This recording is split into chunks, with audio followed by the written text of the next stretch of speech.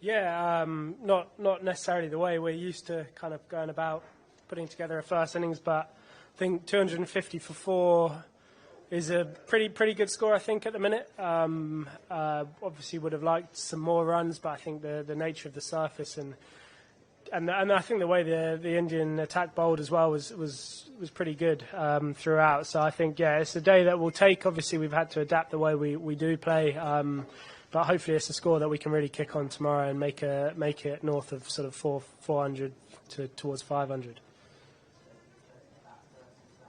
Was that a discussion? Yeah, I think the pitch looked pretty good. We knew there'd be. I think that first sort of 2 hours there's a fair bit of movement.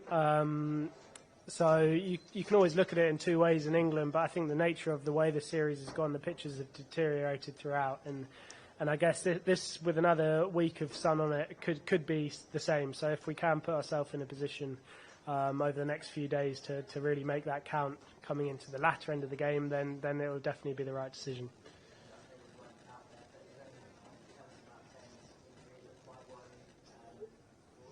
Yeah, I've not even seen him, so I think your guys' guess is probably as good as mine at the minute. But yeah, fingers crossed he can do something magic and come back strong. No, I haven't actually. No, that's a first. So proud I've got that today. We've got the front here, then we'll go Vish, and then Stefan. There was a lot of chat around that. This is pre-baseball era, classic cricket returns.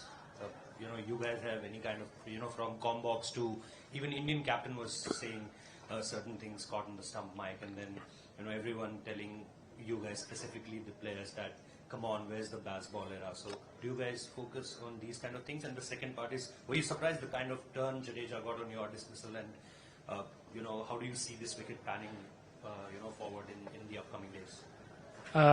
First question. The baseball, yeah.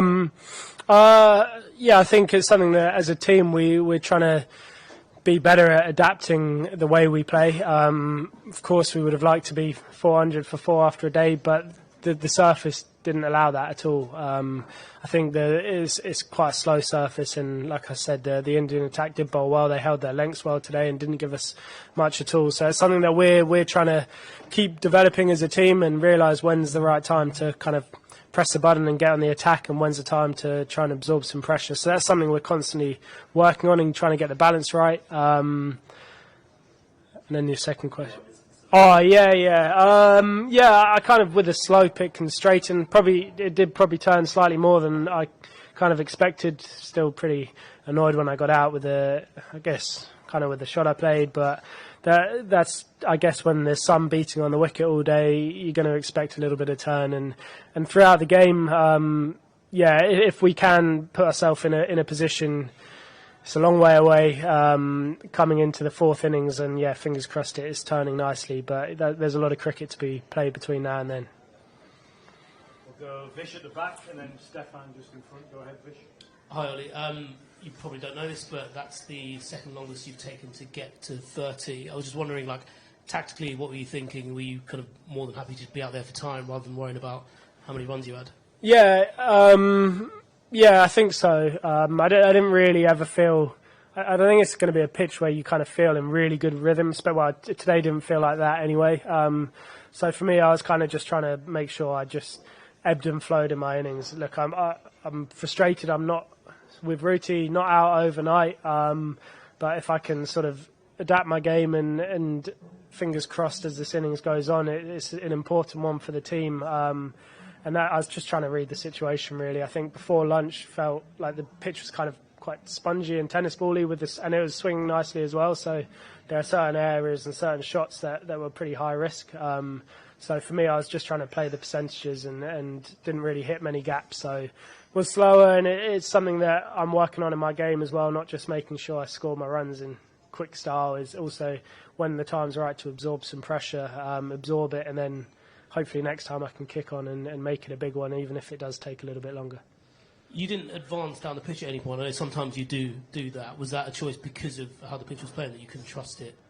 Slightly. I did it once, and then it can sort of mess up their lengths a little bit. But for me, I think it's something I've not done as much over the last year or so, mainly because I feel like I'm sort of just trusting my defence a little bit more. I don't feel like I need to kind of try and hit them off their lengths the whole time. So for me, it's just, if I do feel like the pitch is nipping loads one day, that might be the time to do it. But yeah, for me, it's just trying to back my defence and try and give myself the best chance of building an innings, especially early on. Also, last one from me, sorry.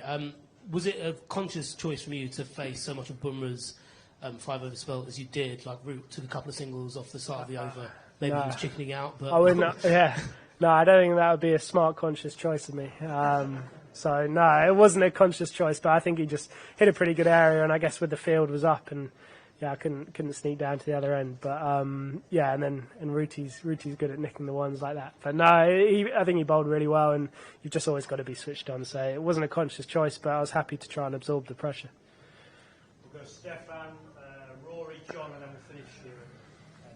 Ollie, you guys have taken some flack on occasions for the way that you've always committed to attacking options, maybe in difficult conditions. What does today say about the way that this team is evolving and, I don't know, maybe maturing, the way that you all collectively really knuckled down? Yeah, I think for us, it's just about getting better as a team at reading situations. Sometimes it might be that you see some more aggressive shots on a pitch that's really moving around and nipping around, because that's your best way of putting some pressure back on the bowlers and trying to get them sort of to stop them doing what they want to do, and that's just bowl 6 balls at the top of off every time. So I think for us it's just about reading the situation and working out what's your best way to kind of put a bit of pressure on. So for us today, I guess the main threats were the ones that kind of nip with the slope and stay a little bit lower. So I think the main priority for me when I was trying to build an innings was, I guess, covering that. And then, so yeah, it's something that we're trying to get better and better as a team. And obviously a test against India, they're always going to test you in those kind of situations. So yeah, it's just trying to adapt. Ben called the pitch last week subcontinental, suggesting that doesn't necessarily help you guys. What did you make of the pitch today, and were you surprised by it? Yeah, I don't really know what I made of it, to be honest. Look, I think it was pretty clear what we do want in a pitch, and I guess that is just some pace and carry to really bring our sort of swing bowlers into it, and that's made pretty public. And I think somewhere Lords is, we're trying to sort of work out exactly what it was like. So yeah, we'll see, I guess, as the game goes on, and if it deteriorates at all and does become that kind of slightly more subcontinent style pitch, whether that happens or not, I'm not sure. But yeah, I guess it'll be pretty obvious after the next 3 or 4 days how it goes. Rory at the back, please. Ollie, here. What's up? Yeah, I appreciate you haven't had the read on Ben's fitness at all, but as vice captain, might you have a job to look out for him, make sure he doesn't do too much, whether that be in the field or with the ball, and make sure he looks after himself next few days? Yeah, absolutely. Again, like you said, I've not seen him since.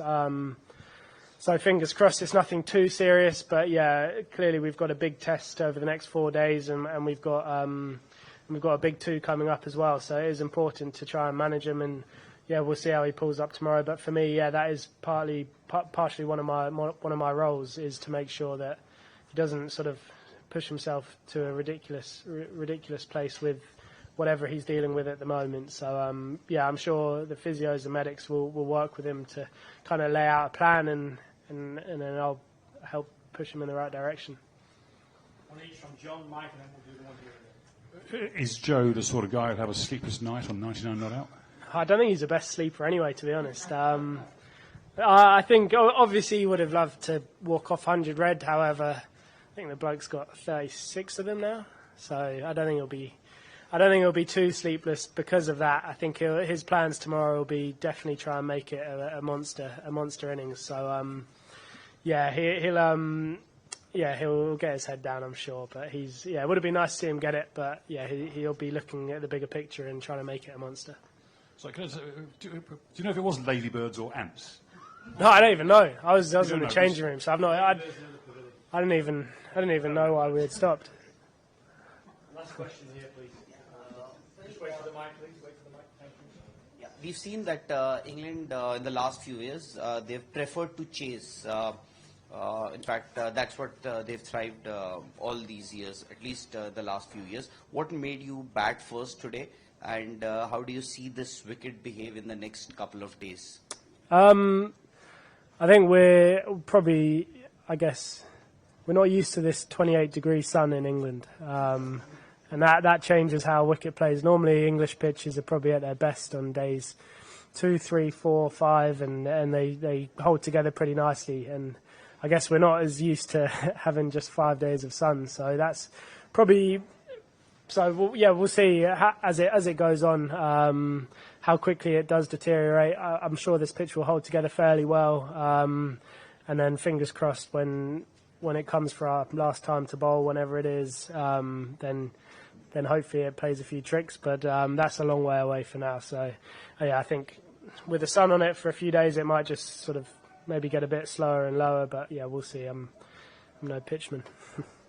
Okay, thank you, Ollie. Thanks, everyone.